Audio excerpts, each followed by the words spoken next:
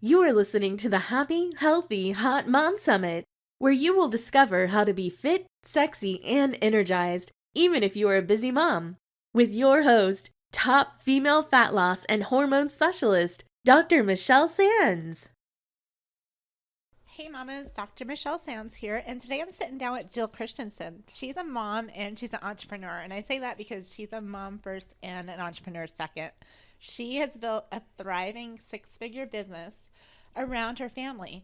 She started out just as an experiment to see if it was possible for her to have a successful family and a business at the same time. And now she shares that message with other women who are looking to start their own business and shows them how they can do it in what she calls an abundant family life, an abundant way where you concentrate on your role as being a mom while you also build a business and follow your passion. So we're going to sit down and talk to her about exactly how she does that, how she stays organized, and sit tight, and she'll share some of her secrets with us. All right, I'll talk to you guys soon. Hi, welcome back to the Happy, Healthy, Hot Mom Summit. I'm your host, Dr. Michelle Sands, and today we have Jill Christensen with us. She is a phenomenal mom and also a phenomenal business person. She solved the dilemma of either deciding to be a mom or to be a career woman because she does it all together. She actually built her business around her family. So Jill, I want to just welcome you today and thank you for being here. Thank you, Michelle. I'm so excited to be here. I think what you're creating is absolutely phenomenal, and it's a great resource for moms. Oh, thank you. Yeah, so we're talking to everybody about how to be happy, healthy, and hot. And so it's about looking good and feeling good and really, honoring who you are as a woman when you take on the new role of being a mom. So I think that your story, I was reading about you, and that's why I had to contact you and get you on the summit, because you just do that. I believe you do it fabulously. So I want to you just tell the audience a little bit about who you are and what you do and what your business is. Yeah. Well, absolutely. So I always introduce myself as a mom entrepreneur because I'm a mom and I'm an entrepreneur, right? Because those two things are, they're both huge as far as like the responsibilities, but mom comes first for me. And I've always wanted to keep it that way. I never wanted it to, my family to suffer or to have to sacrifice so that I could do what I wanted to do. And so, honestly, you said I do that well now, and I feel like I'm in a place where I've really figured that out, and I've learned a few things that helped me with that. But in the beginning, it wasn't that easy. I really struggled like with giving myself permission to do something other than be a mom, because I knew that was important, and I feel like it's important, especially with young children, that you're there for them and with in their daily life and their comings and goings. And I wanted to be that for my kids, and I knew there was something else that I wanted to do. I had a passion. I've been an entrepreneur since I was a little girl. I just loved to. I was the little girl with a lemonade stand in the car wash out in the driveway, and we had no traffic on our road. That's how they're doing it. And I just was always dreaming and scheming of some business idea, but I thought that I would have to give that up in order to raise kids. And so it was hard for me to give myself permission to do that and to really just own it and say, hey, I can be successful at both. I can be a successful mom and I can be a successful business owner. And so as I've learned and grown through that process, it's become a passion of mine to help other moms do the same thing and to inspire them to live what I call a more abundant family life. Oh, that's beautiful. So you said in the beginning it wasn't always so smooth as it is now. What were some of the struggles that you faced? What were some of the toughest things about trying to do that in the beginning? Yeah, honestly, the number one thing was childcare, having someone else feeling like I wanted to do everything but trying to fit it into nap time and after bedtime. Yeah, I was the mom that I thought that I was going to just work while he slept. Mm-hmm. And so it was a big shock when that didn't work out, because when I had a baby, I'm like, oh, he sleeps a lot, so I'll be able to get a lot of work done. And then it turned out he ended up sleeping on top of me. Right. And so no work got done. But then I found myself actually just wishing he would fall asleep so that I can get that email in. Exactly. And that's not what we want. And it was such a bad feeling because I wasn't enjoying my work, and I wasn't enjoying my time with my son because it was always like I needed to get something done. So we made the decision to bring a nanny in, and now I work a certain amount of hours a day, and then when I'm not working, I am so present with my son, and I just really love it. So yeah, that is probably the biggest tip. But I did have a little bit of feeling of, I don't know, it just felt kind of wrong to have someone else watching my baby. Like I wasn't doing my job as a mom. So did you have that feeling at all? No, I didn't. I think it was just more when I finally made that leap and decided to bring in somebody to take care of the kids too. For me, it was more just like, I know I'm here. They know I'm here. And I want to be able, when they fall down and they're crying and they need mom, I want them to be able to come, as long as I'm not on the phone or doing something. Right. To come and see me, and I want to know, like, if someone's throwing a fit, I want to go and be able to be a part of the discipline. And so that was fine for me because I was in my own home with them. I think I would have had a bigger struggle with that if I would have had to send them to daycare or something like that. That would have been harder for me. So you work in your home, and did you always know what it was that you wanted to, like, what the topic of your career was, or did you go through a few different things before you found it? I've gone through a few things. It just kind of evolved. I knew I had a passion for entrepreneurship, and that has always been there. But I started in network marketing, and that was just a huge leg up for me. And I highly recommend it to moms who are looking for a way to contribute to the family finances but don't know what to do. I think starting in network marketing is a phenomenal way to get going. And then you can develop your skills. You can, figure out what your passions are, what is the message that you want to share and how you want to make a difference, and then leverage yourself from there. Well, that's a really great tip because a lot of times you hear negative things about network marketing. But, I totally agree. I actually was involved in a couple of different network marketing companies years ago, and I learned a lot about business. I learned a lot about how to run a business. And yes, exactly. They changed. That's actually a really great tip. Yeah. Right. And there's no other business where your distribution's already taken care of, the marketing's, the packaging, all of that, it's done. You don't have to worry about that. You can focus on the income generating part of it and not have to be bogged down with the back end stuff. It's done for you. So having your own business and being a mom, that takes a toll on your energy levels and your time. So how do you handle that? That's an interesting question because we all have the same 24 hours in a day, right? And we all have the same, well, maybe not all the same amount of energy, but, we have the same energy. You get to choose how you're going to spend it.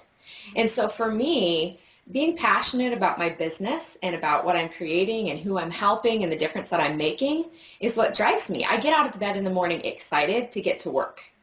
I don't feel like I have to force myself to do my job. And I feel like that is the difference for me. So we make sacrifices in terms of time, right? We give up, sometimes we give up friendships, not, the friendships that maybe aren't the most productive use of our time, that don't fill us up, that don't really, invigorate us, right? So we can give up social activities. Sometimes we give up luxury. As a mom, we have a little bit more flexibility with our schedule, and we don't necessarily get to do that. But we're trading that for something that we're passionate about. And so for me, I would give that up so that I can fulfill my dreams, that I can pursue the passions that I have and make a bigger difference. Does that make sense? Yeah, it does. It's I think that the key to actually to having that energy while you're working is to find something that you're truly passionate about, because it's something that you would probably do in your spare time anyways. Yeah. I always tell people when they don't know what it is they're passionate, because a lot of people don't know what it is they're passionate about, because we're not trained as young children where we learn to go to school and get good grades and then get into a good college and get good grades there so that you can get hired. Right. A good job. And a good job isn't a job that you love, it's a job that pays a lot of money. So a lot of people never explore their passion to figure out what it is. So I always tell them, go to the bookstore and what section do you go to? Or go look at a wall of magazines and which ones do you pick up, right? That's what you enjoy, and you can find something around that. Yeah, absolutely. And I think you're right that you have to be passionate about it. I don't know that if I weren't passionate about my business, I don't know that I could have persevered to the hard parts of building a business too, because it's not always easy. Sometimes it would be easier just to throw in the towel and go back to just letting things be the way they were before, but it's the passion that keeps us moving forward and helps us reach that success that we're ultimately looking for. So in your business, you teach people how to lead what you call an abundant family life. Right. So what exactly does that mean? What is an abundant family life? An abundant family life to me is one where your financial needs are taken care of first, right? So that then you're free to live a life of purpose. And I believe purpose, a lot of our purpose comes from our families. What we want is really a thriving family life. We want more time with them. We want more financial resources to enjoy time with them, to give them the life that they want, to watch them grow and to teach them. And I think sometimes what's lacking that's keeping us from really stepping into that level of abundance is just that we don't have the finances taken care of. Whether it be we live in a two-income society, so sometimes trying to live on one income is hard. Or there are, in my case, my husband, made a good living, but he was working 80 hours a week. And so for me, it was just wanting something different that drove me to want to make a bigger impact on our family finances so we can move through that and get to a place where we're thriving. So how did you go about that? If your husband was working so much, how did you figure out how to overcome that financial burden? Yeah, and so it wasn't a financial burden. It was more of a time one for us. Yes, absolutely. And so he was working, and he still works. He's a farmer, so he works a lot. Oh, wow. Yeah. But we've brought, things like bringing in a nanny and a housekeeper, someone to help carry the load so that I could then focus my efforts on building my business was really the key. That's true. To moving through that. And so, it was hard to justify that even, we made a good living. We were comfortable, right? But even justifying paying someone to come and take care of the kids and clean the house, that was kind of hard in the beginning. But one thing that I learned is that actually enabled me to make more money. So the investment is well worth it, to invest in help so that you can do the income generating activities. I think that's a golden statement right there, because I know a lot of my clients and myself at first, you think that you need to be making the money first so that then you can hire the housekeeper and the nanny. But the truth is you need to hire the housekeeper and the nanny to do those things that other people can do. Like, other people can clean your house. It's not like it has to be done your way. And no one's going to know if you cleaned it or somebody else cleaned it as long as it's clean. But you need to have other people do those things so you can have the time to create that business that's going to make that money. And it's such a missed thing by a lot of people. I know. We think, okay, so when I just got to work through this. I just got to do it all. My house can be chaos. I can feel totally stressed out and overwhelmed, and I'll just keep working. When I get through the other side and I make this amount of money, then I can justify it. But I think I would have gotten to that point a lot faster if I would have just said, all right, I'm just going to hire out some help, and then I can focus. And it's that focus that's key. We have to be so focused and intentional about the activity that we're doing and how we're building our businesses. And so getting that help first is key. Awesome. So you have a lot of time management and productivity tools and ideas that you share with your clients. Like, what would you think, like, for someone who knows that they may not be the most productive person and knows that they have some trouble managing time, what would be, like, maybe one or two things that they can start working on right away? You have got to get a calendar and write down your life. And I know the type you're talking about, someone who needs the help. Like, for me, I'm kind of like, I don't know, type A, I guess you'd call it, type A personality, where I'm really that way anyway, so it comes naturally. But I've also seen a lot of people who struggle with, how in the world, like, the people ask me, how do you do that? I don't know how you make time for this and this and this. But it's because I'm very intentional, and I plan.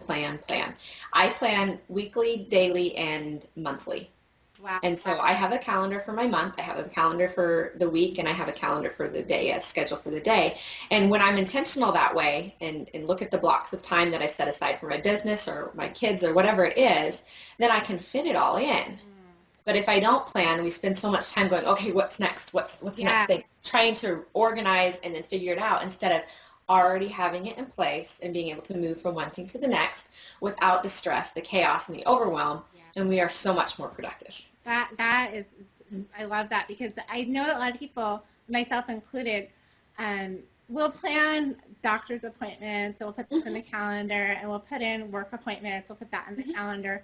But everything else is just by the seat of our pants. And it does. It causes a lot of chaos. It causes a lot of confusion, a lot of stress, and a lot of wasted time. Just like figuring out, okay, what am I going to do now?